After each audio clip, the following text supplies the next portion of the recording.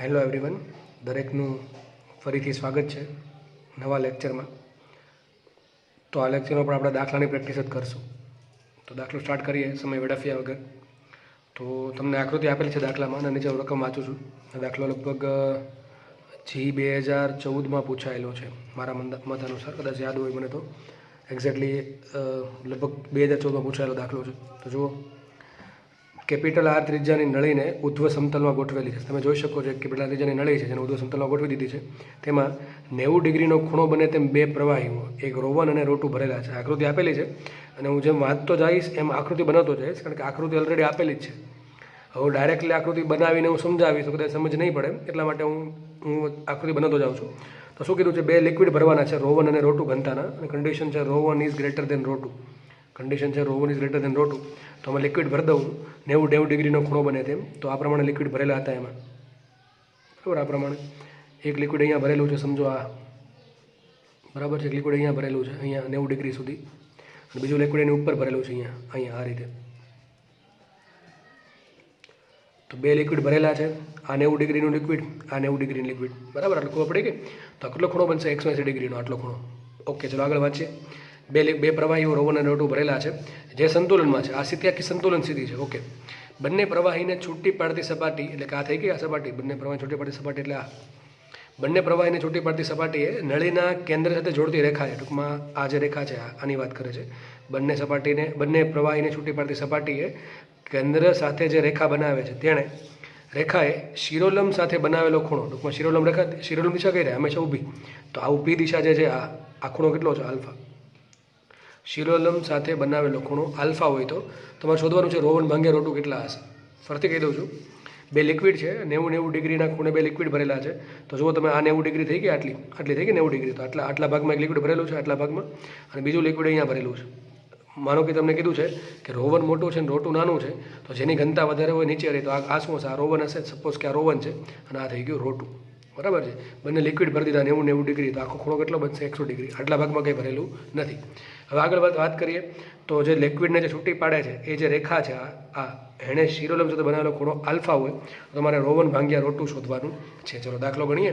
હવે દાખલો ગણવા માટે એક જ વસ્તુનો યુઝ કરશું. એ આ દાખલામાં રકમમાં એક એવી વસ્તુ છે કે જેના પરથી આખો દાખલો થઈ શકે એમ છે. એ વસ્તુ કઈ છે? એ વસ્તુ વિચારો કઈ હશે? 2-5 સેકન્ડ આપું છું, વિચારો કઈ હશે?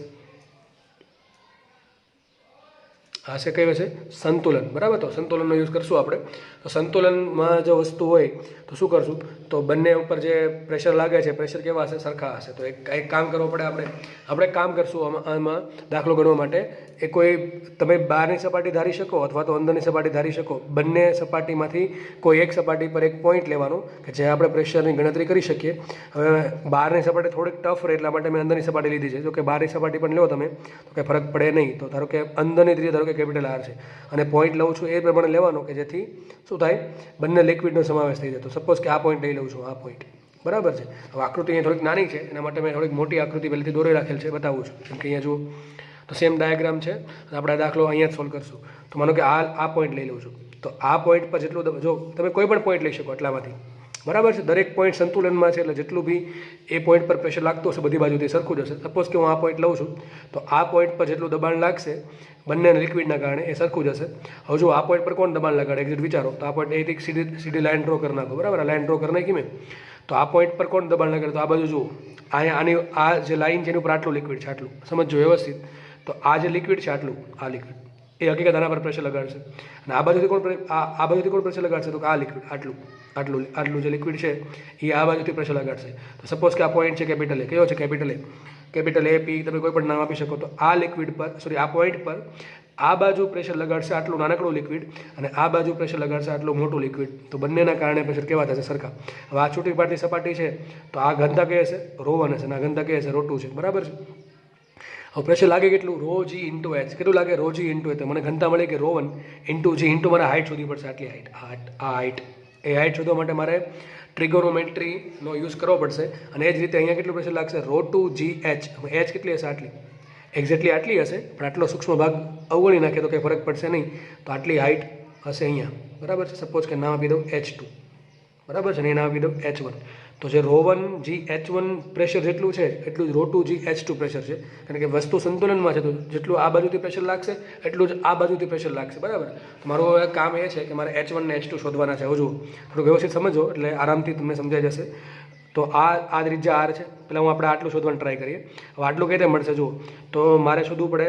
આ એક કામ કરીએ આપણે, જુઓ આટલું અંતર શોધી લો. પહેલાં આટલું એટલા અંતરમાંથી આ લાઈનને આગળ વધારવું, આટલું અંતર બાદ કરી દઈશું. ફરતી કહું છું, આટલું આખું અંતર શોધી લો, આટલું અહીંયા સુધીનું, બરાબર છે. આટલું અંતર શોધી લેશું, એમાંથી આટલું અંતર બાદ કરું તો મને આટલું અંતર મળી જાય, બરાબર. સમજાવી વાત છે.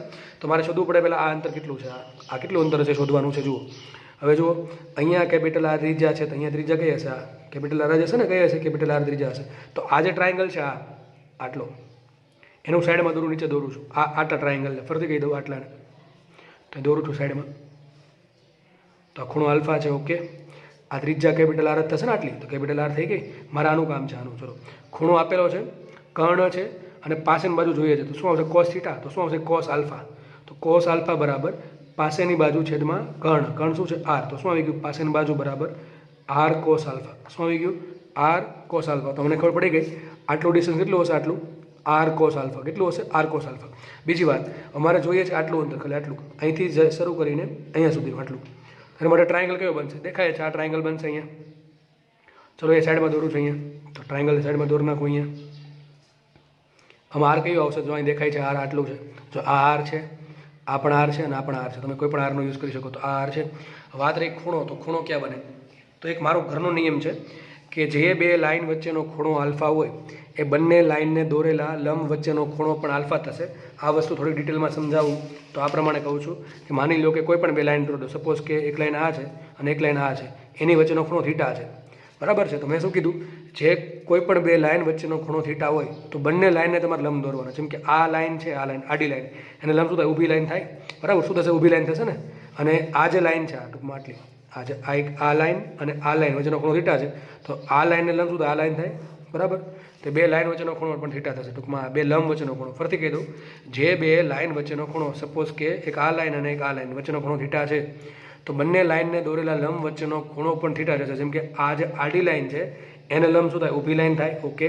અને આ જે ત્રાસી લાઇન છે એને લંબ શું થાય? આ લાઇન થાય, બરાબર છે. આ લાઇન છે આને લંબ છે, અને આ લાઇન છે આને લંબ છે. તો જો બે લાઇન વચ્ચેનો ખૂણો થીટા હોય તો બંને લાઇનને દોરેલા લંબ વચ્ચેનો ખૂણો પણ, તો આ લંબ થઈ ગયો આ લાઇનનો અને આ લંબ થઈ ગયો આ લાઇનનો, તો બે વચ્ચેનો ખૂણો શું હોય? થીટા જ હોય, બરાબર છે.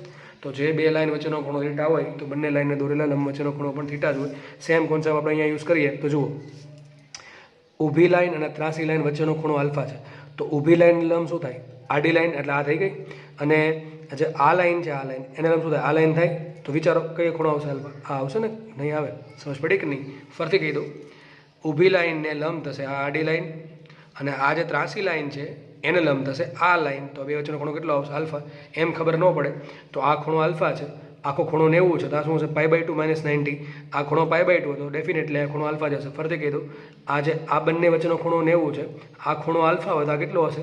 90 - આલ્ફા. જો આ 90 - આલ્ફા હોય, આ 90 હોય તો આ આલ્ફા હશે. આટલી ખબર ન પડતી તો હજી મેં સિમ્પલ વાત છે. જે બે લાઇન વચ્ચેનો ખૂણો, ટૂંકમાં આ લાઇન અને આ લાઇન વચ્ચેનો ખૂણો આલ્ફા છે, તો બંને લાઇનને દોરેલો લંબ, તો ઊભી લાઇનને લંબ છે આડી લાઇન, અને આ ત્રાસી લાઇનને લંબ છે આ લાઇન, વચ્ચેનો ખૂણો શું હશે? આલ્ફા. તો આ ખૂણો આલ્ફા થઈ ગયો. તો મારા માટે આલ્ફા આ છે. અને મારે જોઈએ શું છે? આ જોઈએ છે ને, આ લંબાઈ જોઈએ છે. તો મારે શું થઈ ગયું? આ કર્ણ થઈ ગયું. આ પાછળનું બાજુ, આ થઈ ગઈ સામેની બાજુ. ચલો, સામેની બાજુ માટે શાનો યુઝ કરશું આપણે? સાઇનનો. તો સાઇન આલ્ફા શું હોય? સાઇન આલ્ફા બરાબર સામેની બાજુ છેદમાં કર્ણ R. તો સામેની બાજુ શું મળશે? માટે સામેની બાજુ મળશે R સાઇન આલ્ફા. આખી વસ્તુ નીચે દોરું છું અહીંયા. તો આ પ્રમાણે આ જે આખી આકૃતિ છે નીચે દોરી દઉં તો આ કંઈક આવું, આ ટાઈપનું કંઈક છે. સમજ પડી ગઈ? આ આટલો ભાગ નીચે દોરેલો છે, આટલો. હવે જો આ કેટલું મળ્યું મને? આટલું મળ્યું. આ કેટલું છે? R સાઇન આલ્ફા, બરાબર. આ R સાઇન આલ્ફા. અને આ ત્રિકોણે શું આપ્યું મને? આ ત્રિકોણ આટલું. આ ત્રિકોણે શું આપ્યું? આટલો ભાગ આટલો. કેટલો આપ્યો? R cos alpha. તો આ કેટલું છે? R cos આલ્ફા છે, બરાબર. R cos આલ્ફા છે. મારે કામ છે બે વચ્ચે ડિફરન્સ. તો આ કેટલો હશે? વિચારો, આટલું છે કેટલું? આટલું. અહીંથી લઈને અહીંયા સુધી છે R cos આલ્ફા, અહીંથી લઈને અહીંયા સુધી છે કેટલું? R sin alpha. તો આ કેટલો હશે? આ કેટલું હશે? બેની બાદબાકી તો કેટલું આવશે? H1 આવશે. કેટલું લખી દઉં સાઈડમાં? H1 આવશે, ઉપર લખી દઉં છું. H1 = મોટી બાજુ R cos alpha minus R sin alpha. Simple trigonometry છે, ધોરણ 10ની ટ્રિગોનોમેટ્રી છે. ઘણાને થોડું ગરમ પડતું છે પણ એવું કંઈ છે નહીં. થોડુંક કોન્સન્ટ્રેશનથી ભણો એટલે બહુ ઇઝી લાગશે, બરાબર છે. સિમ્પલ ટ્રિગોનોમેટ્રીનો યુઝ કરેલો છે કે મારે આ જોઈએ છે, આ હાઇટ આટલી હાઇટ જોઈએ છે, એ તો કઈ રીતે મળશે, તો મારી પાસે આ પ્રમાણે છે. તો મારે એક કામ કરું, હું આટલી હાઇટ શોધી લઉં, પછી હું આખી હાઇટ શોધી લઉં અને બેની બાદ બાકી કરી દઉં તો શું મળે? હાઇટ મળે કે ન મળે? ફરીથી કહું છું, આટલી આખી હાઇટ શોધી લો, આટલી આખી હાઇટ શોધી લો, એમાંથી આટલી હાઇટ બાદ કરી નાખું તો મને શું મળે? આખી મોટી હાઇટમાંથી આટલી હાઇટ બાદ કરી નાખો તો શું મળશે? આ મળશે. હવે આ આખી હાઇટ કઈ, આ આખી હાઇટ છે કયા ત્રિકોણને બંધ બેસે? તો આ ત્રિકોણને. અને આ જે સૂક્ષ્મ હાઇટ છે આટલી નાની, એ કોને બેસે છે? આને બેસે. તો મેં અલગ અલગ ત્રિકોણ બનાવ્યા છે આલ્ફાનો યુઝ કરીને, સાઇન આલ્ફા કોસ આલ્ફા શોધે, એના પરથી મને H1 ખબર પડી ગઈ. હવે વાત રહી કોની? H2 શોધવાની. તો H2 કઈ રીતે મળે જુઓ. તો H2 તો અહીંથી લઈને અહીંયા સુધીની હાઇટ છે તે કામ અને બે ભાગ પાડી દો. આમ થાય કે ન થાય? થશે કે નહીં થાય? થાય ને આવું? તો જુઓ, મને આટલી હાઇટ તો મળી જ ગઈ ઓલરેડી. આટલી આ હાઇટ કેટલી છે? તો આટલી હાઇટ છે એટલી જ. આ જેટલી હાઇટ છે એટલી જ હાઇટ આ છે, બરાબર. તો આ કેટલી હાઇટ છે? આટલી. આર કોસ આલ્ફા, તો આ હાઇટ કેટલી છે? R cos alpha. હવે મારે બાકી રહી આટલી હાઇટ શોધવાની. પણ જુઓ, આ જેટલી હાઇટ છે આટલી, એટલી જ હાઇટ તો આ છે. સમજ પડે છે કે નહીં પડતી? તો મારે આખી હાઇટ કઈ રીતે મળશે? અહીંથી લઈને અહીંયા સુધી હાઇટ છે એને બે કટકા કરી નાખ્યા. આટલી હાઇટ, બરાબર, પ્લસ આટલી હાઇટ. ખબર પડી ગઈ? હજી સમજ ન પડી તો આ હાઇટ કેટલી છે? આટલી. આર કોસ આલ્ફા આ કેટલી થાય શોધવાની છે. તો આટલી હાઇટમાં હું આટલી હાઇટ ઉમેરી દઉં તો શું મળશે મને? કુલ હાઇટ H2 મળી જશે. તો આટલી હાઇટ તો મને ખબર છે ઓલરેડી કેટલી? R cos alpha. તો મારું કામ ખાલી એટલું જ બાકી રહ્યું કે આ કેટલું છે.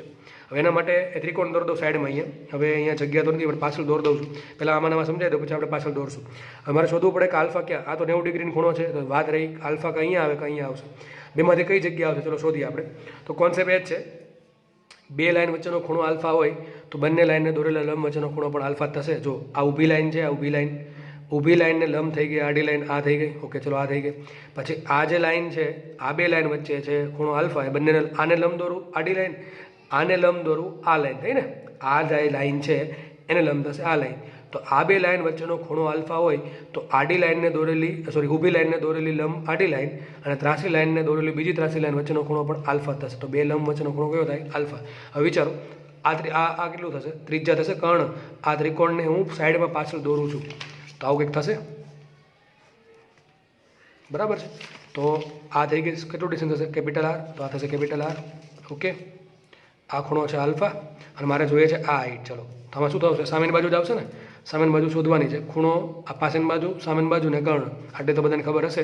અને યુઝ થશે સાઇન આલ્ફા. તો sine alpha is equal two શું આવશે? Sine alpha is equal two સામેની બાજુ છેદમાં કર્ણ. તો આવશે છેદમાં આર, માટે સામેની બાજુ બરાબર આવશે આર સાઇન આલ્ફા. કેટલી આવશે? R sine alpha.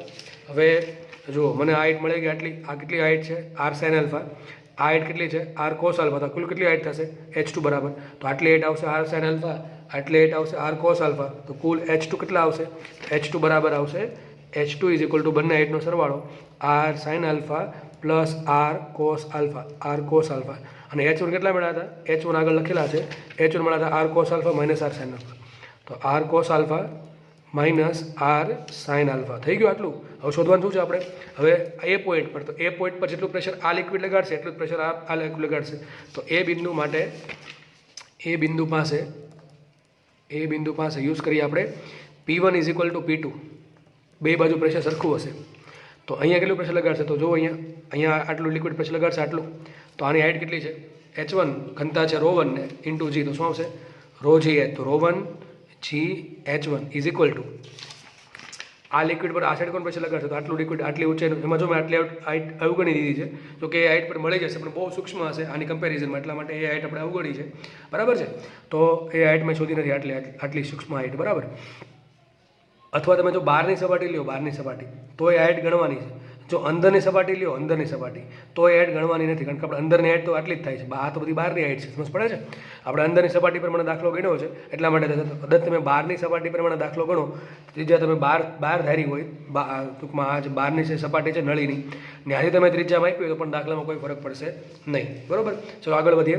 તો આ લિક્વિડની હાઇટ છે H2, એની ઘનતા છે ρ2 અને એનું પ્રેશર લાગશે ρgh પ્રમાણે, ρ2 GH2. થઈ ગયું. હવે કામ કરીએ, ρ1 છેદમાં ρ2 શોધવા માટે ρ1 બાય ρ2 શોધવાનું છે આપણે. ρ1 બાય ρ2 તો આ જશે છેદમાં, GG કેન્સલ થશે. શું આવશે અહીંયા? H2 by H1. શું આવશે? H2 by H1. H2 શું આવશે? આ લખ્યું છે H2 બરાબર R cos alpha plus R sine alpha છેદમાં H1 શું આવશે? R cos alpha minus R sine alpha. બંનેમાંથી આર કેન્સલ થઈ ગયા તો આન્સર આવી શકે ρ1/ρ2 is equal to cos alpha plus sine alpha છેદમાં શું આવશે અહીંયા cos alpha minus sine alpha. જો આ પ્રમાણે ઓપ્શન હોય તો આ પ્રમાણે તમે ટીક કરી શકો છો. અથવા આમાં આવું પણ થઈ શકે કે આ ચારે ચારને હું કોસ વડે ભાંગી નાખું તો cos alpha by cos alpha થશે 1 plus sine alpha by cos alpha થશે ટેન આલ્ફા છેદમાં cos alpha by cos alpha થશે 1 minus sine alpha by cos alpha થશે ટેન આલ્ફા. તો આ પણ તમારો આન્સર આવી શકે. તો બે આન્સરમાંથી જે બે ઓપ્શનમાં હોય તમે ટીક કરી શકો છો, બરાબર. અને ઘણી વખત તમને આલ્ફા પૂછ્યો હોય તો શું કરવું પડશે, આને અહીંયા ગુણો આને અહીંયા ગુણો, એના પરથી જે આલ્ફા બને એને તમે ટેન આલ્ફામાંથી ટેન આલ્ફા કરતાં બનાવીને આલ્ફા બરાબર ટેન ઇન્વર્સ તમે લખી શકો છો, બરાબર છે. હું કરાવતો નથી, કદાચ તમને ઈચ્છા થાય તો આગળ તમે એ પણ ગણી શકો છો કે આલ્ફા કેટલો હશે. જો દાખલો એવો પૂછાય કે આલ્ફા કેટલો છે તો તમે શું કરવાનું, આને અહીંયા ગુણવાનું રોવન સાથે આખા પદને, અને આને રોટુ વડે અહીંયા ગુણવાનું બંને જોડે. એમાં એના પરથી તમારે ટેન આલ્ફાને કરતાં બનાવવાનું, એના પછી આલ્ફા બરાબર ટેન ઇન્વર્સ સમથિંગ જે આવતું હોય એ તમે લખી શકો છો. બાકી રોવન ભાંગ્યા રોટુનો આન્સર આટલો આવશે. તો દાખલો સારો હતો. મોસ્ટલી આમાં મેથેમેટિક્સ જ છે. એક જ જગ્યાએ ફિઝિક્સનો યુઝ થયો કે P1 બરાબર P2 સંતુલન માટે P1 બરાબર P2 છે. બાકી આખા દાખલામાં મેથેમેટિક્સનો યુઝ થાય છે અને સિમ્પલ મેથેમેટિક્સ ધોરણ 10નું અને થોડુંક કોમન સેન્સ હોય તો દાખલો અઘરો લાગશે નહીં. જો તમને આ દાખલામાં કોઈ પણ જગ્યાએ ડાઉટ લાગે, બરાબર છે, તો કોઈ જગ્યાએ સમજાતું ના હોય તો તમે ડાયરેક્ટલી મને પૂછી શકવાનો છેલ્લો ભાગ આપણે ડિસ્કસ કરશું અને એ છે પૃષ્ઠતાણ. પૃષ્ઠતાણ એટલે કે પૃષ્ઠને તાણતું બળ. તો પૃષ્ઠને તાણતું બળ એટલે પૃષ્ઠતાણ થશે. ડિટેલમાં ચર્ચા કરીએ તો પહેલાં તો પૃષ્ઠને ઇંગ્લિશમાં કહેવાશે સરફેસ, બરાબર છે. તો અને તાણને આપણે કહીએ ટેન્શન, તણાવ બળ, તો ઇંગ્લિશમાં કહેવાશે સરફેસ ટેન્શન. તો ટેન્શનનો ટી યુઝ કરશું આપણે પૃષ્ઠતાણની સંજ્ઞા માટે. તો સરફેસ ટેન્શન કોને કહેવાય, તો પ્રવાહીની મુક્ત સપાટી પર કલ્પેલ એકમ લંબાઈની રેખાની એક બાજુનું પ્રવાહી બીજી બાજુ રહેલા પ્રવાહી પર સપાટીને લંબરૂપે જે બળ લગાડે તેને પૃષ્ઠતાણ કહે છે. વાંચવામાં તો સમજી જાય તો ઠીક છે, અથવા એક આવું કહેવા માંગે છે, માનો કે એક નદી છે, આ નદીનો કિનારો થઈ ગયો, આ નદીનો બીજો કિનારો થઈ ગયો, વચ્ચે પાણીનો ફ્લો છે, બરાબર. આ બધું પાણી બતાવેલું છે. સપોઝ કે એક સપાટી ધાર લો, અહીંયા હું અહીં પાણી એક સપાટી ધાર લો, એક રેખા ધાર લો. રેખાની લંબાઈ છે 1 મીટર. કેટલી છે? 1 મીટર રેખાની લંબાઈ છે, બરાબર છે. રેખાની લંબાઈ તો 1 મીટર ના હોય, રેખા તો અનંત લંબાઈની હોય. તો રેખાખંડ સમજો, અથવા સમજવા માટે સમજી લો કે 1 મીટર લંબાઈની મેં લાઈન દોરી. હવે આ જે રેખા છે એની એક બાજુનું પ્રવાહી બીજી બાજુના પ્રવાહીને ખેંચશે, બરાબર છે. અને સેમ રીતે આ બાજુનું જે પ્રવાહી છે એ રેખાની આ બાજુના પ્રવાહીને ખેંચશે, બરાબર છે. તો એક તણાવ બળ લાગશે, બંને બાજુ તણાવ બળ લાગશે, બરાબર છે. બંને પ્રવાહી એકબીજાને ખેંચે. કેમ ખેંચે તો કે એડહેસિવ ફોર્સ લાગે. અને ડિટેલમાં ચર્ચા કરીએ તો આંતરક્રિયા બળની અવધિ હશે. જેમ જેમ નીચે ઉતરતા જશું એમ આપણને ખબર છે કે ઉપરની જે સપાટી છે એ સૌથી નીચેનું જે લેયર, સૌથી ઉપરનું જે ટોપ લેયર છે એની નીચેનો જે પ્રવાહી છે એને ખેંચી રાખે. એક જ તમે જોયું હોય તો એવું ક્યારે જોવા મળ્યું કે પાણીની, માનો કે એક સરોવર ભરેલું છે પાણીનું વ્યવસ્થિત રીતે, બરાબર છે, અને પાણી એકદમ સ્થિર અવસ્થામાં છે. પવન ઘડીક સાઈડમાં ભૂલી જઈએ તો એકદમ સ્થિર પાણી છે. તો પાણીનું જે લેયર જે છે એમાં કેવું જોયું કે વચ્ચે કે ઉપર થોડુંક ખાડા ખાબડ છે, પાણી એટલું ભાગું આવ્યું, પછી પાછું સીધી સપાટી છે, પછી પાછું એટલું પાણી ખાડું આવ્યું, પછી પાછું ઉપર છે. એવું થાય છે કે સપાટી એકદમ સીધી જ હોય છે, એકદમ સીધી સપાટી હોય છે. પ્રવાહીની મુક્ત સપાટી કેવું એકદમ સીધી છે, આવી ઉબડ ખાબડ નહીં હોય કે જેમ કે જમીન હોય એમ કે એક જગ્યાએ પર્વત છે તો એક જગ્યાએ સીધી સપાટી છે, તો એક જગ્યાએ પાછી ખીણ છે પાછી સીધી સપાટી, એવું નહીં હોય. એક આખું બધું જ પાણી જે છે, પાણીનું લેયર આખું કેવું છે, સીધું જ હશે. તો આવું શું થાય, તો એનું રીઝન છે પૃષ્ઠતાણ, કારણ કે દરેક પ્રવાહી બીજા પ્રવાહીને ખેંચે છે. તો એવું કહી શકાય કે પ્રવાહીની જે મુક્ત સપાટી છે, સૌથી ઉપરની સપાટી, એ એક ચાદર જેવું કામ કરે છે. ચાદરની જેમ આપણે કેમ ચાદર હોય, બરાબર છે, એમાં માનો કે તમે કોઈ પથ્થર નાખી દો છો ચાદરની અંદર, બ્લેન્કેટ કે ચાદરમાં તમે પથ્થર નાખી દો તો થોડુંક છોડવો પડશે. તો હું બે બાજુથી ખેંચું એને, બરાબર છે, જેટલે આમ ખેંચું તો શું થશે, ચાદર અથવા જે બ્લેન્કેટ છે એકદમ સ્ટ્રેટ સીધું થઈ જશે. તો પ્રવાહીની સપાટી પણ જે ઉપરનું લેયર છે એકદમ કેવું હોય, સ્ટ્રેટ હોય. એનું કારણ શું છે, પૃષ્ઠતાણ છે. તો પૃષ્ઠતાણ શું કરે, પ્રવાહીની મુક્ત સપાટીને એક ખેંચાણ અવસ્થામાં રાખે છે. અને એ ખેંચાણ અવસ્થામાં જે રાખે છે એનું જે કારણ જે છે, ખેંચાણમાં રહેવાનું કારણ એ છે પૃષ્ઠતાણ. હું બહુ ઉપર છેલ્લું સમજાવું છું કારણ કે જી અને નીટના સિલેબસ પ્રમાણે મારે બહુ થિયરી સમજાવવાની જરૂર નથી, બરાબર છે. છતાં પણ હું તમને જેટલું જરૂરી છે એટલું કહી દઉં છું. બાકી તમે ડિટેલમાં સમજવું હોય તો તમે NCERT અથવા ગુજરાત બોર્ડની જૂની ચોપડી લેશો તો આરામથી તમને પૃષ્ઠતાણનો કોન્સેપ્ટ આરામથી સમજાઈ જશે. તો હું તમને ઉપર છેલ્લી માહિતી આપું છું, આમ તો 5-10% જેટલી. બાકી ડિટેલમાં ચર્ચા કરી હોય તો 1 કલાક તો સિમ્પલ પૃષ્ઠતાણ શું છે એ સમજવામાં જ નીકળી જાય, બરાબર છે. તો હું અત્યારે એવું કહું છું કે એવું કંઈક પ્રવાહીની જે મુક્ત સપાટી છે એકદમ સ્ટ્રેટ હોય, ચાદરની જેમ સીધી રહેશે. એનું કારણ શું છે? એ છે પૃષ્ઠાંત. તો પૃષ્ઠાંત કોને કહેવાય? પ્રવાહીની મુક્ત સપાટી, એટલે કે જે ઉપરની સપાટી છે કલ્પેલ એકમ લંબાઈની રેખાની અહીં જોતા જજો, એકમ લંબાઈની સપાટી, એકમ લંબાઈની રેખાની એક બાજુનું પ્રવાહી બીજા બાજુના પ્રવાહી પર સપાટીને લંબરૂપે જે બળ લગાડે તેને પૃષ્ઠાંત કહે છે. તો જો પૃષ્ઠાંત માટે તમારે યાદ આટલું રાખવાનું છે, પૃષ્ઠાંત બરાબર શું છે? બળ ભાગ્યા લંબાઈ. શું છે પૃષ્ઠાંત બરાબર? બળ છેદમાં લંબાઈ, અથવા આમ પણ કહેવાય એકમ લંબાઈ દીઠ લાગતું બળ. એ લખ્યું છે એકમ લંબાઈની રેખા, એટલે લંબાઈ થશે 1 મીટર. તો આવશે શું કહેવાય પૃષ્ઠાંત? એકમ લંબાઈ દીઠ લાગતા બળને પૃષ્ઠાંત કહે છે. તો પૃષ્ઠાંતનો એકમ થશે ન્યૂટન પર મીટર. આ પૂછાય છે, બરાબર છે. ડાયરેક્ટલી તો નહીં પૂછે, પણ MLTના દાખલા સોલ્વ કરવામાં કોઈક જગ્યાએ પૃષ્ઠાંત હોય તો એનો યુઝ કરી શકાય. તો પૃષ્ઠાંતનો એકમ શું થશે? ન્યૂટન પર મીટર થશે. ઓકે, આગળ વધીએ. તો બળને કરતા પડે તો બળ બરાબર શું થાય? T×L. શું થશે? T×L. ઘણી વખત આવો પણ પ્રશ્ન પૂછાય કે મારી પાસે લંબાઈ L1 છે, એ લંબાઈ વધારીને મારે L2 કરવી છે, તો કેટલું બળ જરૂર પડે? તો F બરાબર T∆L.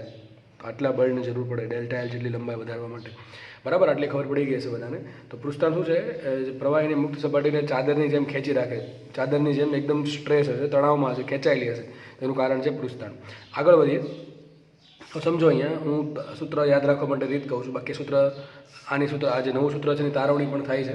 તારવણી કઈ રીતે થાય એ અત્યારે નથી બતાવતો હું, સિમ્પલ સમજવા માટે અથવા યાદ રાખવા માટેની રીત કહી દઉં છું. બરાબર છે. બાકી મેં તમને કીધું પૃષ્ઠાંતને હજુ સમજવું હોય તો 1 કલાકનું લેક્ચર એક્સ્ટ્રા જરૂર પડે, જેની કોઈ આવશ્યકતા નથી. હવે જુઓ, એક કામ કરું, આને હું લંબાઈ વડે ગુણું, લંબાઈ વડે ભાંગું છું. સમજવા માટે કહું છું. આ જે છે એને લંબાઈ વડે ગુણું છું, લંબાઈ વડે ભાંગું છું. તો અહીંયા આવશે બળ ગુણ્યા લંબાઈ, એને કહેવાય કાર્ય અથવા ઉર્જા, અને લંબાઈ ઇન્ટુ લંબાઈ થઈ ગયું લંબાઈનો વર્ગ, એને કહેવાય ક્ષેત્રફળ. તો પૃષ્ઠાંત તો એમ જ રહેશે. આ હકીકત યાદ રાખવા માટે કહું છું, બાકી આવું કોઈ સૂત્ર નથી. બરાબર, આ પ્રમાણે મેળવવાની કોઈ રીત નથી. બીજી રીત છે કે જેમાં એક આપણે લંબચોરસ ફ્રેમ બનાવવાની, એમાં સાબુનું દ્રાવણ બનાવવાનું અને ધીમે ધીમે ખેંચવાનું. તો ખેંચાશે એટલે કેટલા કાર્યની જરૂર પડે, કાર્યની જરૂર પડશે, એના પરથી આખું સૂત્ર આ સૂત્રની તારવણી થાય છે. તો આ યાદ કેમ રાખવું એના માટે હું રીત કહું છું. બાકી એક્ઝેક્ટલી આવી કોઈ સાબિતી નથી. બરાબર છે, બીજી સાબિતી છે, પણ યાદ રાખવા માટે કહું છું.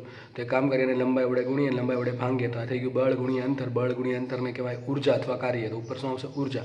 શું આવશે? અહીંયા ઉપર ઉર્જા આવશે. છેદમાં લંબાઈ ગુણ્યા લંબાઈને કહેવાય લંબાઈનો વર્ગ, એટલે થઈ ગયું ક્ષેત્રફળ. તો બીજું સૂત્ર આવી ગયું, પૃષ્ઠાંત બરાબર શું થાય? ઉર્જાના છેદમાં ક્ષેત્રફળ. તો આમ પણ કહેવાય પ્રવાહીની મુક્ત સપાટી પર એકમ ક્ષેત્રફળ દીઠ રહેલી સ્થિતિ ઉર્જાને પૃષ્ઠાંત કહે છે. તો આ થઈ ગઈ E છે સ્થિતિ ઉર્જા અને એ છે ક્ષેત્રફળ. બરાબર, મુક્ત સપાટી પર એકમ ક્ષેત્રફળ. તો શું કહેવાય? પૃષ્ઠાંત બરાબર એકમ ક્ષેત્રફળ દીઠ રહેલી સ્થિતિ ઉર્જા, અને શું કહેવાય? પૃષ્ઠાંત કહે છે. તો સૂત્રમાં આપણે E ને કરતા બનાવીએ, બરાબર શું થાય? TA. તો સૂત્ર 2 આવ્યા. જ્યારે બળની વાત થાય ત્યારે સૂત્ર આવશે F બરાબર TL, અને જ્યારે ઉર્જાની વાત થાય તો સૂત્ર આવશે E બરાબર TA. હવે ઘણી વખત એવો દાખલા આવશે કે દાખલા એવા પણ આવશે કે તમારે સપાટીનો એરિયા વધારવાનો છે, તો વધારવા માટે કાર્ય કરવું પડશે. તો કાર્ય કરવા માટે કેટલી ઉર્જાની જરૂર પડે? તો અહીં લખ્યું છે કરવું પડતું કાર્ય અથવા વિમુખ થતી ઉર્જા. ઘણી વખત આપણે કાર્ય કરવું પડશે, ઘણી વખત સપાટીમાંથી ઓટોમેટિકલી ઉર્જા વિમુખ થશે. તો કેટલી ઉર્જા હશે? તો કેટલું કાર્ય થશે? તો W બરાબર E બરાબર T × ડેલ્ટા એ છે. ડેલ્ટા એ છે, ડેલ્ટા એ શું છે? ડેલ્ટા એ છે સપાટીના ક્ષેત્રફળમાં થતો વધારો અથવા ઘટાડો. સમજ પડી ગઈ છે? તો તમારે અત્યાર સુધીમાં ખાલી 2 જ સૂત્ર યાદ રાખવાના છે. એક તો T બરાબર F/L અને એક તો T બરાબર E/A. બંને યાદ રહી જાય એવા છે. અને એના પરથી આપણે F ને સૂત્ર બનાવ્યો તો F બરાબર TL અથવા F બરાબર T∆L જ્યારે લંબાઈનો વધારો થતો હોય ત્યારે. જોકે આ સૂત્ર બહુ કામનું નથી, કારણ કે સપાટીની એક દિશામાં લંબાઈ વધતી હોય તો બીજી દિશામાં પણ એની લંબાઈ વધઘટ થતી હશે, તો ત્યારે ક્ષેત્રફળ જ આવી જશે. ટૂંકમાં મોસ્ટલી જે 99% કેસમાં સૂત્ર થશે યુઝ આ. તો E બરાબર T × A. જો હવે તમને કહેશે દાખલામાં કે એક ગોળો છે, એની સપાટી ત્રિજ્યા તમારે ડબલ કરવી છે. દાખલો પૂછાશે કે એક ગોળો, એક પ્રવાહીનું બુંદ છે અથવા એક પરપોટો છે, એની પૃષ્ઠાંત છે કેપિટલ T. હવે તમારે એનો સપાટીનો એરિયા અથવા એની ત્રિજ્યા ડબલ કરવી હોય તો કેટલું કાર્ય કરવું પડે? તો આપણે એ કેસમાં પૃષ્ઠાંત આપ્યું હશે, કાર્ય પૂછ્યું છે કે કેટલી ઉર્જા વિમુખ થશે, ત્યારે શું કરશું? આમાં શું કરશું? ડેલ્ટા એ લઈ લેશું, કેમ કે એમાં ક્ષેત્રફળમાં ચેન્જ થાય છે. તો જેટલો ક્ષેત્રફળમાં ચેન્જ કરો હોય એટલું કાર્ય કરવું પડે. તો W = E = T∆A જાય. ડેલ્ટા એ છે ક્ષેત્રફળનો ફેરફાર. બરાબર છે. હવે જુઓ, ધ્યાનથી સાંભળજો. હું બે વસ્તુ બોલું છું, એક છે બુંદ અને એક છે પરપોટો. બંનેમાં કંઈ ડિફરન્સ લાગે સાંભળવામાં કે ના લાગે? ફરીથી બોલું છું, એક છે બુંદ અને એક છે પરપોટો. તો 100% બંનેમાં બહુ ડિફરન્સ છે. ડિફરન્સ શું છે? તો હું કહી દઉં. માનો કે પાણીનું બુંદ છે, પાણીનું બુંદ છે. તો જો બુંદ હોય બુંદ, તો બુંદની અંદરના ભાગમાં શું હશે? એ બુંદ ક્યારે બન્યું? ઉપર પાણી છે એટલે કે અંદર પણ પાણી હોવું જોઈએ. તો બંને જગ્યાએ પાણી. જેમ કે આમ સમજવા માટે બાજુમાં બતાવી દઉં છું. સપોઝ કે આ પ્રવાહીનું બુંદ છે, પાણીનું બુંદ. ચલો, તો બુંદ ક્યારે કહેવાય? અંદરના ભાગમાં પણ પાણી હશે ત્યારે. બરાબર છે. તો આ થઈ ગયું બુંદ. હું એમ કહું પાણીનો પરપોટો અથવા શું કહેવાય સાબુનો પરપોટો. ચલો, સાબુના પરપોટો. તો એમાં શું હશે પરપોટામાં? તો આ પરપોટો છે અને ખાલી બહારની સપાટી જો, અંદરના ભાગમાં શું હશે? હવા હશે. શું હશે? હવા હશે. હવે પરપોટામાં પાછા બે ભાગ પડે. સમજો બહુ ડિટેલમાં સમજો. પરપોટાના બે ભાગ પડશે. પહેલી વાત તો એ કે અંદરના ભાગમાં હવા છે, ઉપર નાનકડું એવું લેયર હશે સાબુનું. કોનું? સાબુનું. બરાબર છે. માનો કે પરપોટો છે એ પાણીમાં છે. શું બોલું? પરપોટો પાણીમાં છે. તો આવું થશે. અહીંયા પાણી છે, અંદર પરપોટો છે, તો અહીંયા થઈ ગયું પાણી. આ થઈ ગયું સાબુનું દ્રાવણ. અંદરના ભાગમાં શું હશે? હવા. શું હશે? હવા. બીજો કેસ લઈએ. પરપોટો પોતે હવામાં છે. તો એવું બને કે ના બને? સાબુનો પરપોટો હવામાં હોઈ શકે ને. પેલા નાના છોકરા પેલા ફૂંક મારીને પરપોટા બહાર કાઢે છે. બરાબર છે. એમાં શું થાય? પરપોટો હવામાં તો ગતિ કરે છે. તો આ શું થઈ ગયું? અહીંયા હવા હશે, અહીંયા છે સાબુની સપાટી, અને પાછું બહાર પણ શું હશે? હવા હશે. તો બે કેસમાં તો ફરક છે. અહીંયા હું એમ કહું કે આ પરપોટાને મુક્ત સપાટી કેટલી છે? તો જો બહાર તો બધે પાણી છે, એ બધે પાણી જ છે. બરાબર છે. એ બધે પાણી છે. તો મુક્ત સપાટી માત્ર એક છે અંદરની, કે જ્યાં હવા છે. સમજ પડે છે કે નહીં પડતી? ફરતી કહું છું. માનો કે પરપોટો છે, તો પરપોટ પહેલાં ફરતી કહી દઉં છું બધું જ. બુંદ અને પરપોટો. તો બુંદ આને કહેવાય બુંદ. બુંદમાં શું થશે?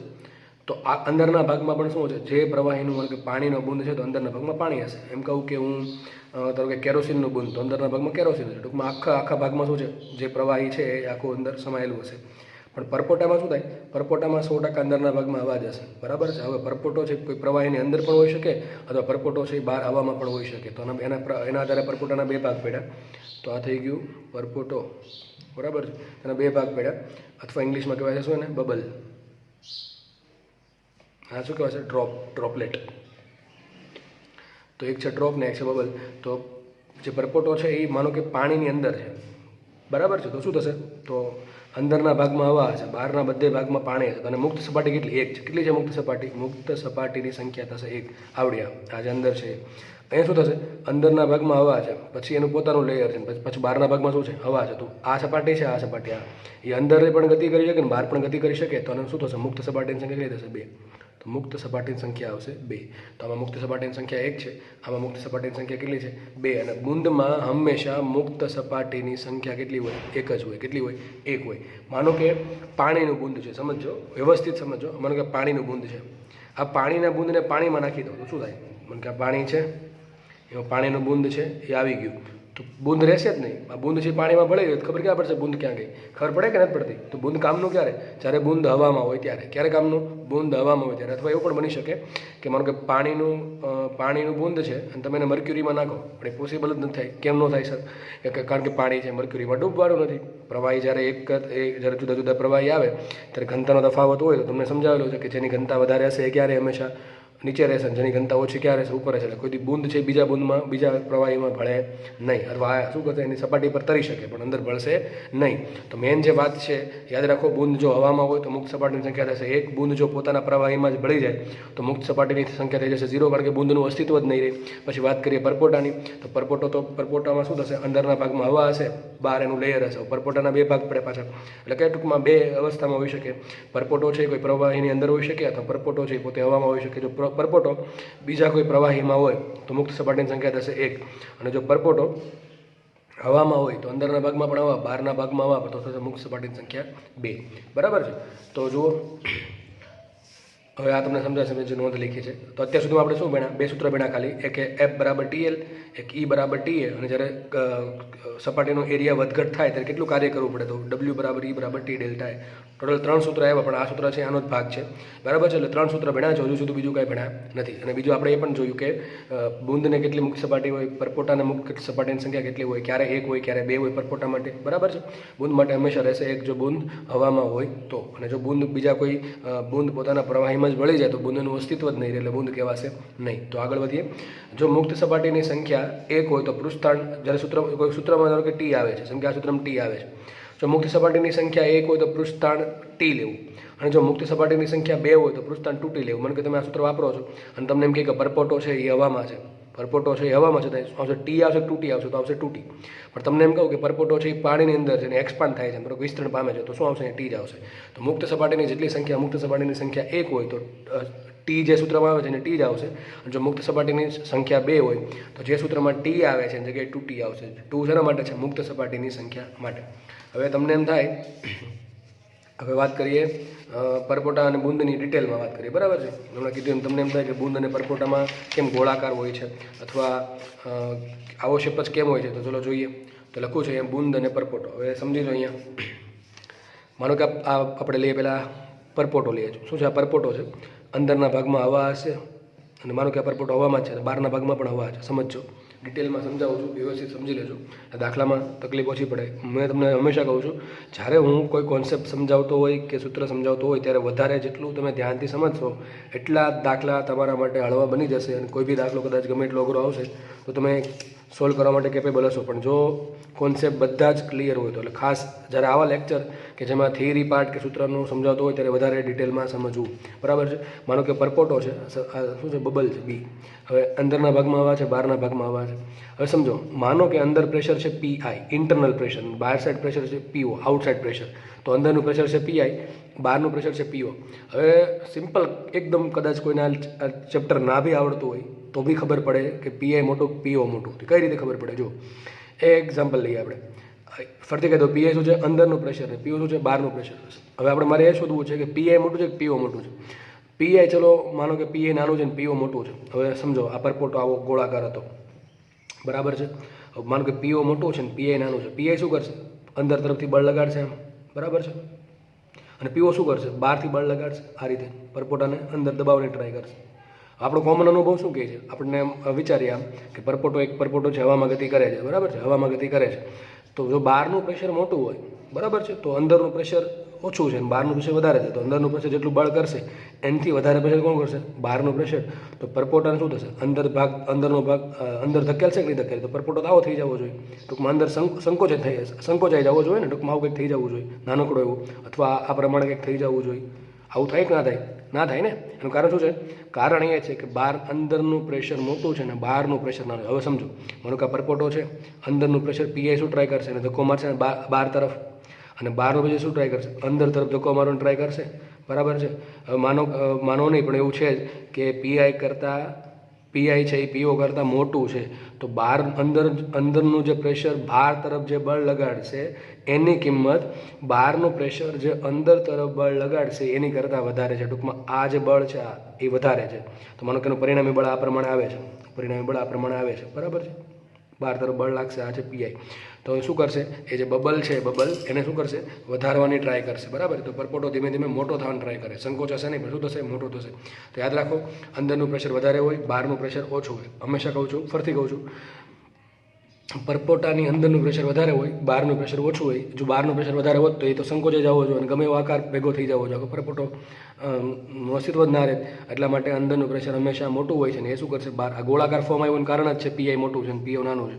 અને બીજું કારણ છે સરફેસ ટેન્શન ટી, જે શું કરે? એક સરફેસ બનાવશે, ચાદર જેવી સરફેસ બનાવશે, બરાબર છે. અને કઈ રીતે બનાવશે? કે વસ્તુની સ્થિતિ ઉર્જા હંમેશા લઘુત્તમ રહે એ પ્રમાણે પૃષ્ઠતાણ કામ કરશે.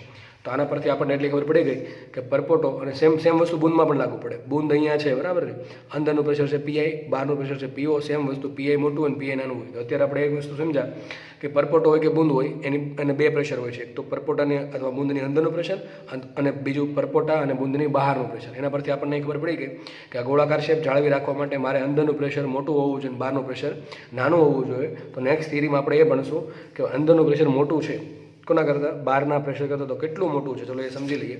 તો સમજો, સપોઝ કે હું કેપિટલ R ત્રિજ્યાનો પરપોટો લઉં છું, એની અંદરનું પ્રેશર છે પીઆઈ, બહારનું પ્રેશર છે પીઓ.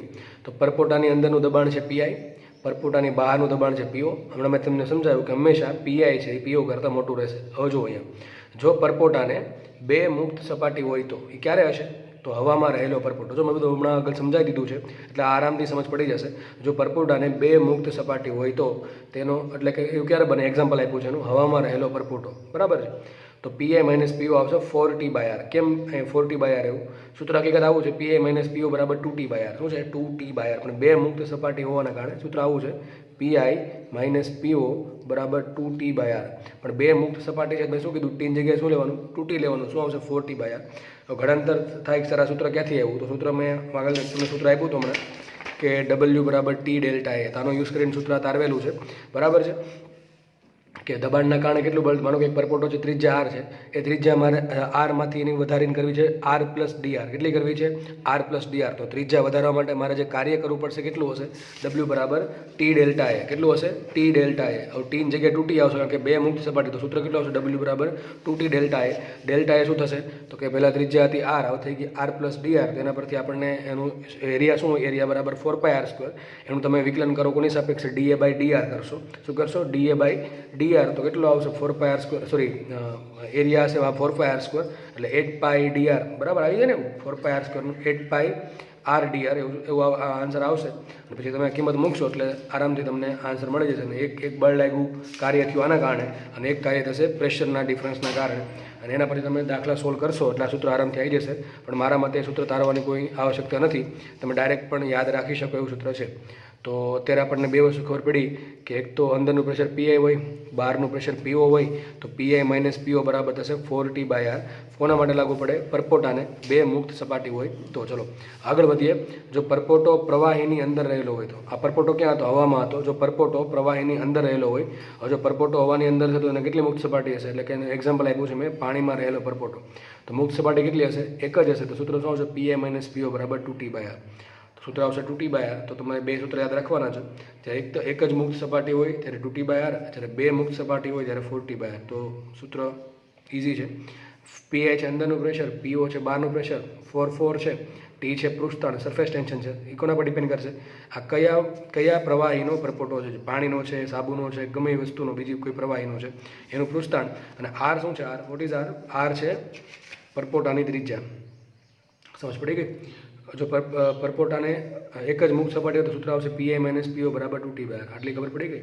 હવે વાત કરી દઈએ આપણે, અહીંયા તમને સમજાવ્યું હતું આ બે કેસમાં, બરાબર છે. તો પાણીની અંદર રહેલો પરપોટો, એના માટે સૂત્ર શું આવશે? પીઆઈ માઇનસ પીઓ બરાબર 2t/r. અહીંયા સૂત્ર શું આવશે? પીઆઈ માઇનસ પીઓ બરાબર 4t/r. વાત કરીએ બુંદની, તો બુંદમાં શું થશે? જો બુંદ માટે, બુંદને એમને કીધું છે, બુંદને હંમેશા બુંદ હોવું ક્યાં જોઈએ? પહેલાં તો હવામાં હોવું જોઈએ. બુંદ જો હવામાં હોય તો એની સપાટી કેટલી હશે? મુક્ત સપાટી એક જ હશે. તો પ્રવાહી બુંદ માટે એક જ મુક્ત સપાટી હોવાથી સૂત્ર લાગુ પડશે આ જ. એટલે શું આવશે? પીઆઈ માઇનસ પીઓ બરાબર 2t/r. તો 100 વાતની એક વાત કે પરપોટો હોય કે બુંદ હોય, જો મુક્ત સપાટીની સંખ્યા એક હોય તો પીઆઈ માઇનસ પીઓ થશે 2t/r. અને જો મુક્ત સપાટીની સંખ્યા બે હોય તો મેં તમને શું કીધું છે? ટીની જગ્યાએ 2t લેવાનું. તો ટીની જગ્યાએ શું લેશું? 2t. તો શું આવશે? 4t/r. અને સાબિત કેમ થશે? સાબિતી મેં તમને કીધું, એક સૂત્ર તમારો આપણો પડશે W બરાબર T ડેલ્ટા એ, એટલે તો આ TDA. એક આ વાપરવું પડશે ને એક કયું વાપરવું પડશે કે ભાઈ બળ કેટલું લાગશે? બળ બરાબર પ્રેશર પીઆઈ માઇનસ પીઓ ઇન્ટુ એરિયા. તો બે બળ આ કાર્ય છે, આના પરથી કાર્ય મળશે. બે કાર્યને સરખાઈ દો એટલે સૂત્ર સાબિત થઈ જશે. પણ એની કોઈ આવશ્યકતા નથી. સૂત્ર તમારે આ યાદ રાખવાના છે અને ડાયરેક્ટ દાખલા પૂછાય છે, બરાબર છે. તો આઈ હોપ કે આટલી ખબર પડી ગઈ હશે, બરાબર છે. કોઈ સૂત્ર ગોખવાની ટ્રાય કરવી નહીં. એક મુક્ત સપાટી હોય તો આવશે 2t/r, અને જો બે મુક્ત સપાટી હોય તો આવશે ટીની જગ્યાએ 2t, એટલે શું આવશે? 4t/r. તો બુંદ અને પરપોટાની થિયરી અહીંયા પૂરી થાય છે. આગળ વધીએ. આ ચેપ્ટરની છેલ્લી થિયરી છે કેપિલરી ટ્યુબ, બરાબર છે, કેશાકર્ષણ. એના માટે એક એંગલ સમજવો પડે, એ છે સંપર્ક કોણ. તો એનું નામ છે કોન્ટેક એંગલ, ઇંગ્લિશમાં કહે કોન્ટેક એંગલ. હવે તમે જોયું હશે કે પાણીનું એક બુંદ લ્યો, બરાબર છે, એને તમે કાચ પર ઢોળો અને એને તમે લોટસ પર એટલે કે કમળ પર ઢોળો, તો બેમાં અલગ અલગ છે. કમળ પર પાણી વહી જશે, કમળને ભીંજવશે નહીં, પણ કાચ પર પાણી છે ને થોડુંક ચોંટી રહેશે. એનું રીઝન શું છે? તેનું રીઝન છે પૃષ્ઠતાણ. શું છે? પૃષ્ઠતાણ. બંને વચ્ચે લાગે એડેઝિવ ફોર્સ, બરાબર છે. એડેઝિવ ફોર્સ લાગશે અને થોડુંક એ આકર્ષણ બળ લાગશે અને બીજો ભાગ ભજવશે પૃષ્ઠતાણ. તો બંનેના કારણે એક વસ્તુ ભીંજાય છે, એટલે કે કાચ ભીંજાશે પાણી વડે, પણ કમળ ભીંજાશે નહીં. તો આ થિયરીમાં તમને સમજ પડી જશે કે કાચ કેમ ભીંજાય છે અને કમળ કેમ ભીંજાતું નથી પાણી વડે. ચલો તેના માટે એક સમજી લઈએ, એક સંપર્ક કોણ એટલે કે કોન્ટેક એંગલ, બરાબર છે. તો થીટા કોને પહેલાં કહેવાય? તો જુઓ, પ્રવાહી અને ઘન પદાર્થના સંપર્ક બિંદુએ, પહેલાં વ્યાખ્યા સમજી લો, પછી હું તમને સમજાવીશ એટલે સમજાઈ જશે. પ્રવાહી અને ઘન પદાર્થના સંપર્ક બિંદુએ પ્રવાહીની સપાટીને દોરેલો સ્પર્શક અને પ્રવાહીમાં રહેલા ઘન સપાટી વચ્ચેના ખૂણાને સંપર્ક કોણ થીટા કહે છે. સમજવામાં શું કહેવાય, સોરી, વાંચવામાં તો લગભગ સમજાશે નહીં, તો એના માટે મેં નીચે ડાયાગ્રામ બનાવી દીધા છે. માનો કે આ એક કાચની સપાટી, શું છે, આ કાચની સપાટી છે, એની પર પાણીનું બૂંદ મેં નાખ્યું, તો ધારો સપોઝ કે આવું કંઈક શેપ આવ્યો, એક્ઝેક્ટ ગોળાકાર શેપ નહીં આવે, તો તમે જોઈ શકો છો, તમે ઘરે એક્સપેરિમેન્ટ કરીને પણ જોઈ શકો છો. એક્ઝેક્ટ આવો શેપ, આવો શું કહેવાય, એક્ઝેક્ટ ગોળાકાર શેપ નહીં આવે, આવો કંઈક શેપ આવશે. તો જુઓ શું કીધું, પ્રવાહી અને ઘન પદાર્થના સંપર્ક બિંદુ. જો સંપર્ક ક્યાં તો અહીંયા થયો છે ને, આ રીતે સંપર્ક થયો છે પ્રવાહીનો, આ જે સપાટી છે નીચેની એ ઘન સપાટી છે, ને આ શું છે, પ્રવાહીનું બુંદ છે. હું બુંદ કહું છું, પરપોટો નથી કહેતો, બરાબર છે. તો પ્રવાહી અને ઘન પદાર્થના સંપર્ક, સપોઝ કે આ સંપર્ક બિંદુ અહીંયા છે, બરાબર. સંપર્ક બિંદુએ પ્રવાહીની સપાટીને દોરેલો સ્પર્શક, તો પ્રવાહીની સપાટી તો આ છે, બહારની મુક્ત સપાટી, હકીકત શું આવશે, પ્રવાહીની મુક્ત સપાટી. તો આ પ્રવાહીની મુક્ત સપાટી આ થઈ ગઈ, બરાબર છે. એને સ્પર્શક દોરો, તો આ સ્પર્શક થઈ ગયો, ઓકે, ચલો સ્પર્શક થઈ ગયો. એ સ્પર્શકે અને પ્રવાહીમાં રહેલા ઘન સપાટી, તો પ્રવાહીની અંદર કઈ સપાટી છે, આ ઘન સપાટી છે, આ સપાટી. તો પ્રવાહીની અંદર રહેલી ઘન સપાટી, જો આ બહારની નહીં, આ અહીં ઘન સપાટી છે, પણ એ પ્રવાહીની અંદર નથી. તો મારે લેવાની કઈ, ઘનની એવી સપાટી છે કે પ્રવાહીની અંદર, ટૂંકમાં આ સપાટી. તો પ્રવાહીની અંદર રહેલી ઘન સપાટી અને સંપર્ક બિંદુએ પ્રવાહી સપાટીને દોરેલો સ્પર્શક, તો આ સ્પર્શક થઈ ગયું. બંને વચ્ચે જે એંગલ આવશે એને શું કહેવાય, થીટા. ફરીથી કહી દઉં છું, પ્રવાહીની સપાટીને દોરેલો સ્પર્શક, તો આ પ્રવાહીની સપાટીને દોરેલો સ્પર્શક અને પ્રવાહીમાં રહેલા ઘન સપાટી વચ્ચેના ખૂણાને સંપર્ક કોણ કહે છે. એક તો આ થઈ ગયું. હવે માનો કે આકૃતિ આ પ્રમાણેની છે, આકૃતિ આ પ્રમાણે છે, સાઈડમાં બીજું દોરવું હોય તો આ દોરી શકે આ રીતે. સપોઝ કે આવું કંઈક છે, એવું કંઈક આવું પ્રવાહીનું બુંદ અહીંયા ચોટેલું છે, તો માનો કે સંપર્ક બિંદુ આ છે અહીંયા, બરાબર છે. હવે તમે દોરો તો શું કહ્યું તમે, પ્રવાહીની સંપર્ક બિંદુએ પ્રવાહીની સપાટીને દોરેલો સ્પર્શક, તો સ્પર્શક થઈ ગયો આ, ઓકે. ચલો, અને બીજું શું કીધું છે, પ્રવાહીમાં રહેલી ઘન સપાટી, એટલે થઈ જશે આ, એની વચ્ચેનો જે એંગલ છે એને શું કહેવાય, થીટા, બરાબર છે. તો બંનેમાં કંઈક તો ડિફરન્સ છે, બરાબર. તો બધાને સંપર્ક કોણની વ્યાખ્યા સમજાઈ ગઈ હશે. એટલે પ્રવાહીની સપાટીને દોરેલા સ્પર્શક અને પ્રવાહીમાં રહેલા ઘન સપાટી વચ્ચેના ખૂણાને સંપર્ક કોણ થીટા કહે છે. બંને ડાયાગ્રામ જુઓ, પહેલાં આપણે આનું ડિસ્કશન કરી લઈએ, પછી આનું ડિસ્કશન કરશું. તો અહીંયા જુઓ, માનો કે સપાટી આ પ્રમાણે, કંઈક પ્રવાહીનું બુંદ આ પ્રમાણે ઘન જોડે ચોંટી ગયું, એટલે સંપર્ક કોણ આ પ્રમાણે બનાવ્યો, પ્રવાહીની સપાટીને દોરેલો સ્પર્શક અને અંદર રહેલી ઘન સપાટી વચ્ચેના ખૂણાને સંપર્ક કોણ થીટા કહે છે. હવે અહીંયા જુઓ, થીટાની કિંમત કેટલી લાગે, થીટાની કિંમત 90 કરતાં ઓછી છે, તો લખ્યું છે મેં, થીટા છે 90 કરતાં ઓછો. થીટાનું શું કહેવાય, લઘુકોણ. જો હવે જુઓ, આ બધા પોઈન્ટ્સ તમારે યાદ રાખવાના છે, ખાસ નીટમાં આમાંથી ડાયરેક્ટ ક્વેશ્ચન પૂછાશે, બરાબર છે. તો થીટા લઘુકોણ છે, તો જુઓ, જો થીટા તમને એમ કહેશે સંપર્ક કોણ 90 કરતાં ઓછો છે, તો થીટા કેવો છે, લઘુકોણ છે. જો થીટા લઘુકોણ હોય તો પ્રવાહી છે એ ઘન પદાર્થને ભીંજવશે. જો આ ભીંજાઈ ગયો છે ઘન પદાર્થ, અહીંયા ભીંજવશે. બીજો પોઈન્ટ છે, ઘન પદાર્થ સાથે પ્રવાહી ચોંટી જશે, બરાબર છે. ભીંજવશે મતલબ કે થોડુંક પ્રવાહી છે એ ઘન પદાર્થ જોડે ચોંટી પણ જશે. અને ત્રીજું છે, જો આપેલા ઘન પદાર્થની બનેલી કેસ નળીમાં ઉપર ચડે છે. એક સમજી લઈએ આપણે, માનો કે આ પ્રવાહીનું બુંદ છે પાણી અને ઘન સપાટી છે કાચ. એક્ઝામ્પલ લીધું છે મેં, કાચ અને પાણી. આ શું છે, પાણી.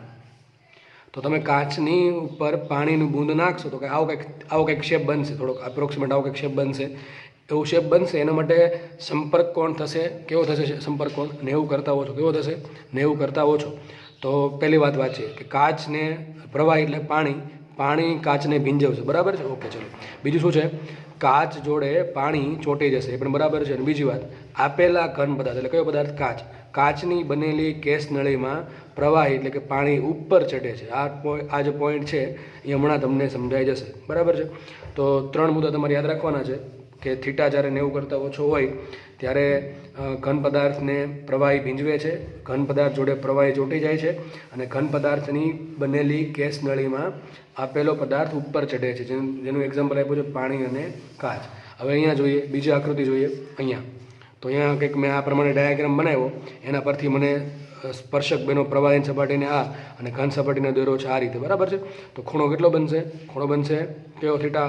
ઘણા કિસ્સામાં અહીંયા સંપર્ક કોણ ના બને અહીંયા. અરે ભાઈ, ત્યાં મેં શું કીધું, ઘન સપાટી થોડી અહીંયા ભીંજાય છે, ભીંજાય તો અહીંયા આ બાજુ છે ને, તો પ્રવાહી બધો આ બાજુ રહેલો છે, તો ઘન સપાટી થશે આ સાઈડની. એટલે થીટા કેવો આવશે, થીટા આવશે જો ગુરુકોણ આવ્યો, થીટા કેવા આવ્યું, 90 કરતાં વધારે. એક્ઝેક્ટલી આનાથી ઉલટું છે. જ્યારે થીટા 90 કરતાં વધારે હોય કે થીટા જ્યારે ગુરુકોણ હોય તો તમે જોઈ શકો છો આકૃતિ, પ્રવાહી ઘન પદાર્થને ભીંજવશે નહીં, એ દળતો આગળ વધી જશે.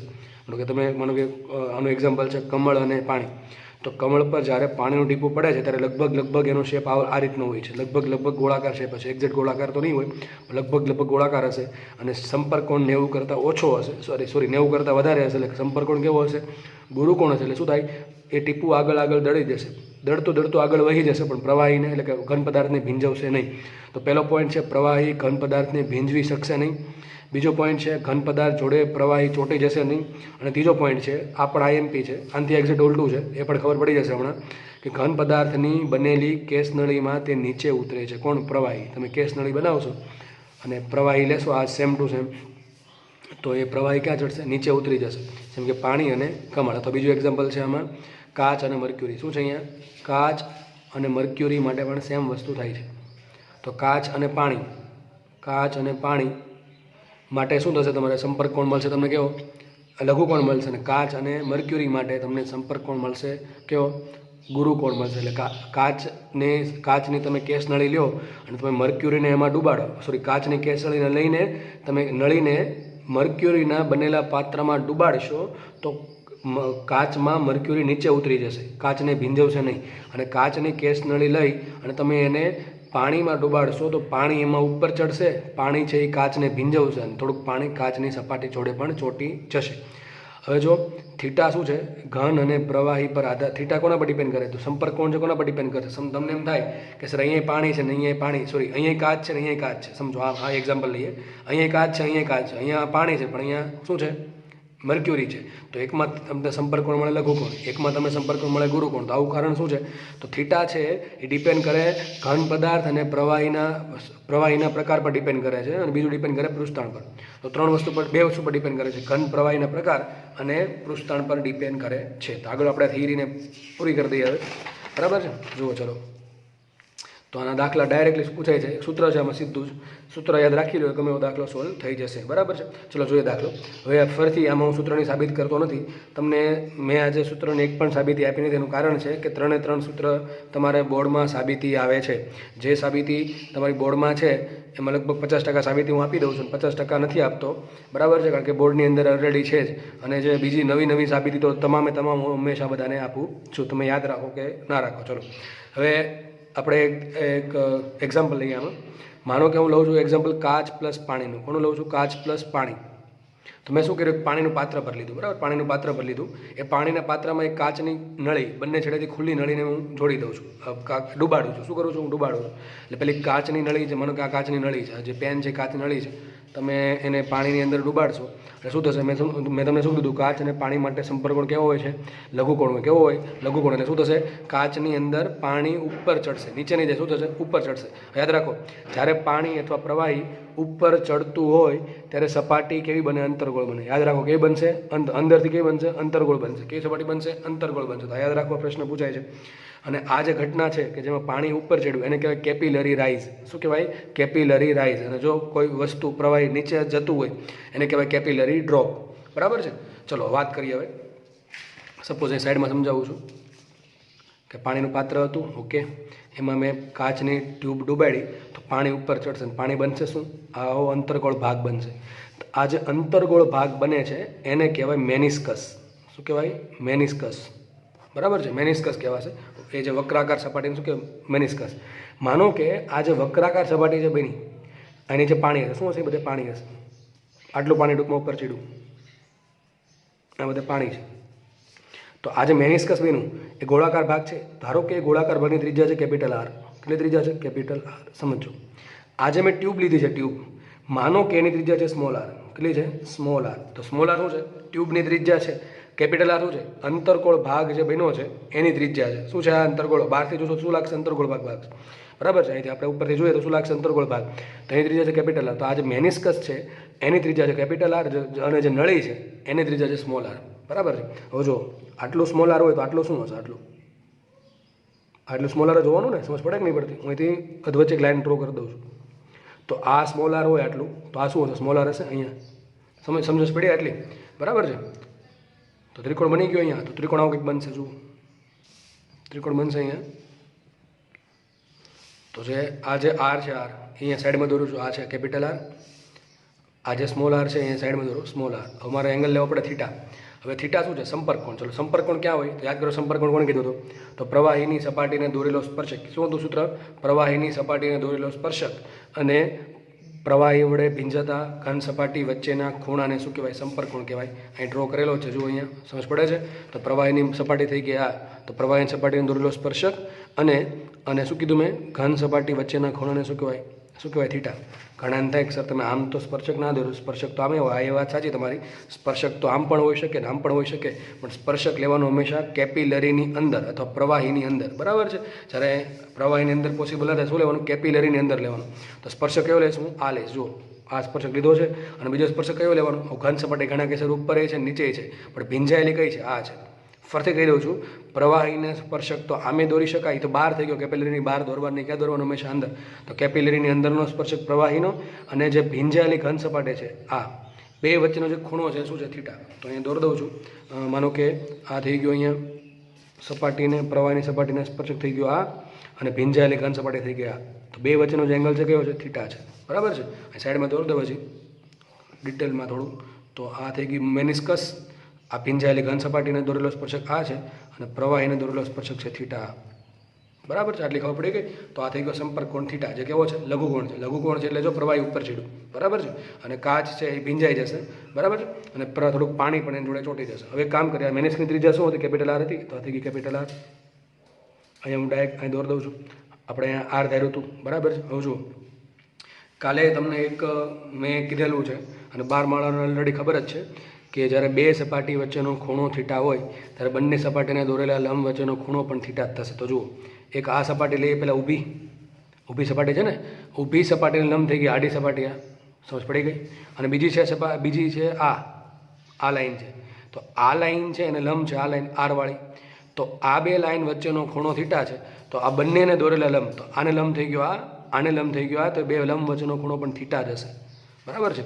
તો અહીંયા એંગલ થીટા છે, તો આ એંગલ થીટા થયો ટૂંકમાં, બરાબર ને. આ તો જો કેપિટલ આર અહીંયા આવી ગયું, આ સ્મોલ આર અહીંયા આવી ગયું અહીંયા. તો મારો ડાયાગ્રામ બની ગયો, હવે કમ્પ્લીટ થઈ ગયો છે. તો બધું જ તમને જો બતાવી દીધું છે મેં કે સંપર્ક કોણ થીટા છે. આ સપાટીને લંબ થઈ ગઈ આ સપાટી, આ જે સપાટી છે, આ જે સપાટી આ એને લંબ થઈ ગઈ આ સપાટી, અને જે ઊભી સપાટી છે એને લંબ થઈ ગઈ આ સપાટી. બે લાઇન વચ્ચેનો ખૂણો થીટા હોય તો બંનેને દોરેલા લંબ વચ્ચેનો ખૂણો પણ થીટા જ થશે. તો આ થીટા હોય, આ એંગલ થીટા છે, તો આ એંગલ કયો થશે? થીટા. તેનો ડાયાગ્રામ મેં અહીંયા બતાવી દીધો છે. હવે જુઓ, મારે કેપિટલ આર અને સ્મોલ આર વચ્ચેનો સંબંધ જોઈએ છે, બરાબર. શું છે? કેપિટલ આર અને સ્મોલ આર વચ્ચેનો સંબંધ જોઈએ છે. તો મારી પાસે કર્ણ થઈ ગયો, આ થઈ ગયો ખૂણો, આ એની પાછળની બાજુ, આ સામેની બાજુ, આ થઈ ગયો કર્ણ. તો સૂત્ર શું આવે? કોસ થીટા બરાબર પાછળની બાજુ આર બાય કર્ણ. તો શું આવશે માટે? કર્ણ આર બરાબર આરના છેદમાં કોસ થીટા. સૂત્ર આઈએમપી નીટ માટે. નીટમાં ડાયરેક્ટ દાખલો પૂછશે. તમને એમ કહેશે પાણી અને કાચ માટે સંપર્ક કોણ સમથિંગ કંઈક આપ્યો દીધો, ધારો કે આપ્યો તમને 1 ડિગ્રી. કેટલો આપ્યો? 1 ડિગ્રી છે, બરાબર છે.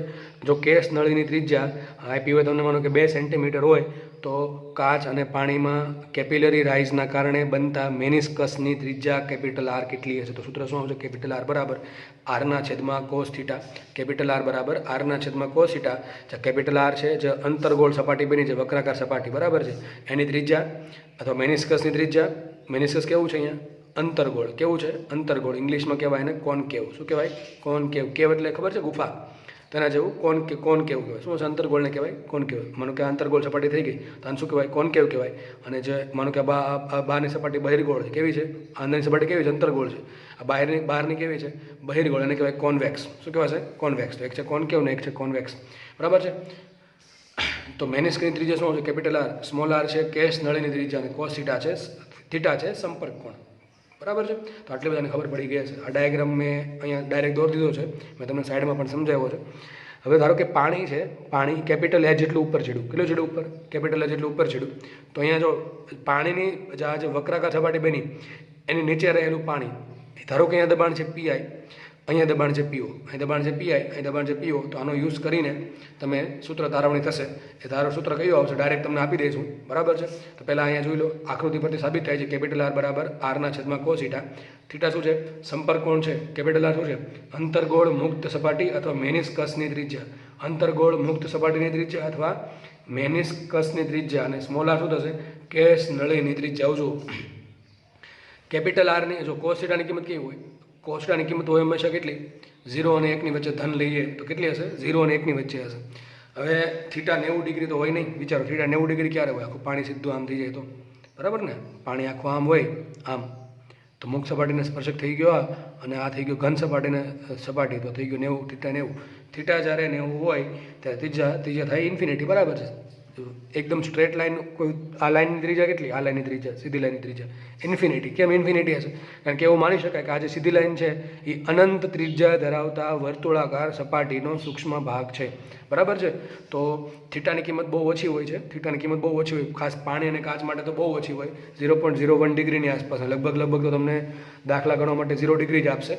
તો યાદ રાખો, કેપિટલ આરની કિંમત સ્મોલ આર કિંમત જેટલી થાય અથવા એનાથી વધારે થશે. કારણ કે કોસ થીટા છેદમાં છે અને કોસની કિંમત વધુમાં વધુ 1 આવે, તો તમે 1 મૂકો તો આર બરાબર આર થશે, અને કોસની કિંમત પોઈન્ટમાં આવશે. તો જો છેદ પોઈન્ટમાં હોય તો આન્સર કેવો આવે? 1 કરતાં વધારે. યાદ રાખો, મેનિસ્કસની ત્રિજ્યા હંમેશા કેસ નળીની ત્રિજ્યાથી વધારે આવશે અથવા તો એની જેટલી આવશે. બરાબર છે? આગળ વધીએ. ઘણી વખત તમને ઊંધું પૂછશે, મેનિસ્કસની ત્રિજ્યા આપી દેશે ને કેસ લઈને ત્રિજ્યા પૂછે, તો સ્મોલ આરને કરતાં બનાવી દો, તો સ્મોલ આર બરાબર શું થાય? R cos theta. આગળ વાત કરીએ તો આ સૂત્ર આવે છે આનું આઈએમપી સૂત્ર, ઘણું આઈએમપી સૂત્ર, એ સીધું તારવણી નથી કર્યા વગર તમને આપું છું, બોર્ડમાં ઓલરેડી સાબિતી છે જ. બરાબર છે? તો સૂત્ર છે આવું કે ટી બરાબર, ટી કોના પર ડિપેન્ડ કરશે? આ પ્રવાહીનું પૃષ્ઠાંક. ટી શું છે? પ્રવાહીનું પૃષ્ઠાંક બરાબર rho g h r by 2 cos theta. યાદ કેમ રાખવું છું? સૂત્ર આ આપણને બહુ ઇઝી યાદ રહી જશે. રો જી એચ તો બધાને યાદ રહી જ ગયું હશે. શું હશે? ટી બરાબર rho g h by into r by 2. સૂત્ર શું આવશે? Rho g h into r by 2. Rho g એ શું છે? રો ફરીથી કહું છું, ટી શું છે? પ્રવાહીનું પૃષ્ઠાંક છે. રો શું છે? પ્રવાહીની ઘનતા છે. જી તો ખબર જ છે બધાને. એચ શું છે? કેટલું પાણી ઉપર ચડ્યું, તો કેટલું પ્રવાહી ઉપર ચડ્યું, તો એ થઈ ગયું કેપિલરી રાઇઝ, તો આ થઈ ગયું એચ. આર શું છે? R capital R. મેનિસ્કસની ત્રિજ્યા ભાંગ્યા 2 તો ખબર પડે. સૂત્ર શું આવશે? Rho g h by 2 into r. સૂત્ર શું આવશે? Rho g h by 2 into capital R. Capital R બરાબર શું લખાય? R by cos theta. શું લખાય? R by cos theta. સૂત્ર આવી જશે કેપિટલ ટી બરાબર rho g h r by 2 cos theta. બરાબર છે? યાદ રહી જાય એવું છે. Capital T is equal to rho g h r by 2 cos theta અથવા rho g h r by 2. બરાબર? આટલી ખબર બધાને પડી ગઈ હશે. હવે ફરીથી એ જ વસ્તુ ભરતી મેં લખી છે, માટે ટી બરાબર રો જી એચ બાય 2. અને ખાસ એચને કરતાં ટૂંકમાં તમને દાખલામાં છે ને તમને પૃષ્ઠાંકને બધું આપી દે છે, અને કેટલું એવું પૂછે કેટલું કેપિલરી રાઇઝ, તો ટૂંકમાં એચને કરતાં બનાવીએ તો સૂત્ર આવશે H is equal to 2t cos theta. આ અહીંયા લઈ લો, આખો છેદ અહીંયાના છેદમાં જવા દો. શું આવશે? એચ બરાબર 2t cos theta by rho g r. તમે જે પણ સૂત્ર યાદ રાખો એ ચાલશે. અહીંયા આમ પણ લખી શકાય 2t બાય રો જી, અને આર બાય કોસ થીટાને કહેવાય કેપિટલ આર. તો સૂત્ર આમ પણ આવે h is equal to 2t upon rho g capital R. શું આવે? 2t by rho g into capital R. તો એવું પણ સૂત્ર બનશે. બરાબર છે? તો સૂત્ર આવી ગયા. 2 સૂત્ર છે આપણી પાસે. ખુલ્લામાં 2 સૂત્ર આવે છે. એક તો આરનું સૂત્ર અને એક આવે છે, આ બંને સરખા જ છે. તમે જે પણ તમને સારું લાગે એ તમે યાદ રાખી શકો છો, અને યાદ રાખવું ફરજિયાત છે, કારણ કે સ્ટ્રેટ ફોરવર્ડ સીધે સીધો દાખલો પૂછશે. એમ નવીન કાંઈ હશે નહીં આમાં દાખલામાં. તો આજે રોકડિયા માર્ક્સના દાખલા છે એમાં તો જરાય પણ માર્ક્સ જવા જોઈએ નહીં. ખાસ સૂત્ર યાદ રાખવામાં કોઈ ભૂલ ના પડે એની તકેદારી રાખવી. બરાબર છે? તો છતાં પણ કોઈને જો સાબિતી જોતી હોય તો મને કહી શકે, જો મને સાબિતી આપી દઈશ. તો સૂત્ર આવી ગયા T is equal to rho g h r by 2, અને એક આવી ગયું એચ બરાબર 2t cos theta by rho g r. હવે જુઓ તો અહીંયા આમાં થીટા આવે છે. હવે મેં તમને કીધું થીટા શું છે? સંપર્ક કોણ છે. તો આપણે આગળની થિયરી ભણેલા છે કે થીટાની કિંમત છે એ લઘુકોણે હોઈ શકે, અને થીટાની કિંમત છે એ ગુરુકોણે પણ હોઈ શકે. ચલો માનો થીટા છે. થીટા મેં તમને હમણાં કીધું હતું કે અમુક પ્રવાહીમાં કેપિલરી રાઇઝ થાય, અને અમુક પ્રવાહીમાં કેપિલરી ડ્રોપ થશે. પ્રવાહી અમુકમાં ઉપર ચડે અને અમુકમાં પ્રવાહી નીચે ઉતરે. એનું રીઝન શું જુઓ. થીટા જો 90 ડિગ્રી કરતાં ઓછો હોય, થીટા છે એ 90 ડિગ્રી કરતાં ઓછો હોય તો કોસની કિંમત કેવો આવશે? થીટા 90 કરતાં ઓછો એટલે ચરણ કયો આવશે? પહેલું ચરણ. અને પહેલા ચરણમાં કોસ કેવો હોય? ધન. જો કોસ કેવો હશે? ધન. તો સમીકરણમાં 2 ધન હોય, કેપિટલ ટી ધન. આ બધી વસ્તુ ધન છે, ખાલી કોસ પર જ નજર રાખવાની છે.